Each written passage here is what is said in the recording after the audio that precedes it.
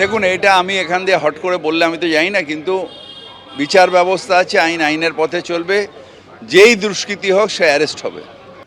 ভোটের আগে রক্তাক্ত রায়দিঘি খুন হয়ে গেলেন বিজেপি কর্মী কিশোর দাস। তাই তিনি খুন হয়ে গিয়েছেন। তিনি বিজেপির বুথ সহ সভাপতি ছিলেন। তার রক্তাক্ত দেহ উদ্ধার হয়। খুনে জড়িত থাকার অভিযোগে ইতিমধ্যেই গ্রেফতার করা হয়েছে নিহতের স্ত্রী এবং এক প্রতিবেশী যুবককে। কথা বলবো আমাদের প্রতিনিধি গৌতম মণ্ডল আমাদের সঙ্গে রয়েছেন। গৌতম, কারা খুন করলো, পুলিশ কি বলছে?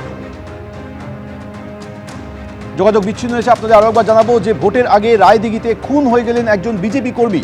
নিহত কিশোর দাস বিজেপির বুথ সহ সভাপতি ছিলেন। তার রক্তাক্ত দেহ উদ্ধার হয়। খুনে জড়িত থাকার অভিযোগে ইতিমধ্যে দুজনকে পুলিশ গ্রেপ্তার করেছে। আমাদের সঙ্গে এই মুহূর্তে রয়েছে আমাদের প্রতিনিধি গৌতম মণ্ডল। গৌতম, এই ঘটনা নিয়ে পুলিশ কি বলছে?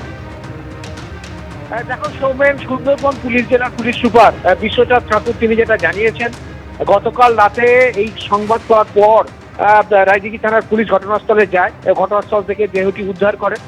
তারপরে এই পরিবারের সাথে কথা বলেন, নিহতের যিনি কিশোর দাসের বাবার সাথে কথা বলেন এবং তার স্ত্রীর সাথে কথা বলেন। এবং সেই স্ত্রী এবং তার বাবার বয়ানের ভিত্তিতে বেশ কিছু অসঙ্গতি মেলে।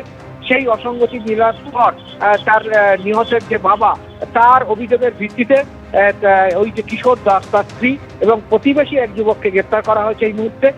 এবং যেটা পুলিশের যেটা প্রাথমিক অনুমান যে বিবাহ বহির্ভূত সম্পর্কের জেরে এই খুন হয়েছে এবং অতীতেও বেশ কয়েকবার এই বিষয়টা নিয়ে, এই সম্পর্ক টানাপোড়েন নিয়ে গ্রামের সালিশি সভা হয়েছে।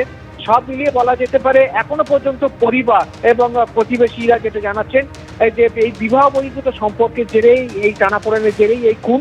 প্রাথমিকভাবে একদম পুলিশের প্রাথমিক তদন্তে সেটাই উঠে এসছে এবং আজকেই ডায়মন্ড হারবার মহকুমা আদালতে পেশ করা হবে ধৃত দুজনকে।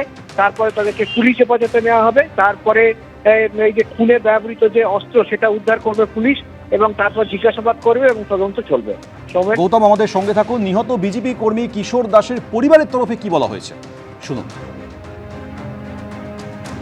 এখন তো শুনতে পাচ্ছি যে ওনার মেয়ে লোক, ওনার নিজের স্ত্রী আর হচ্ছে কি পাশে বাড়ি একটা কাকা হয় গোবিন্দ হালদার, সে করে এই কাজটা করেছে। বিষয় ছিল আগে তো একটু ওনাদের ভিতরে ভিতরে অশান্তি হতো, এবার আমাদের ধরা দিত না। তবু আমরা মানে কিছু ভিতরে তবু আমরা কিছু ভাবতাম যে সেরকম কিছু আছে, কিন্তু সংসারে দুটো বাচ্চা আছে বলে অশান্তির ভয়তে হয়তো ওনারা কিছু বলতে যেত না। নিজেরা অশান্তি করতো, আবার নিজেরা গোপনে গোপনে চেপে যেত।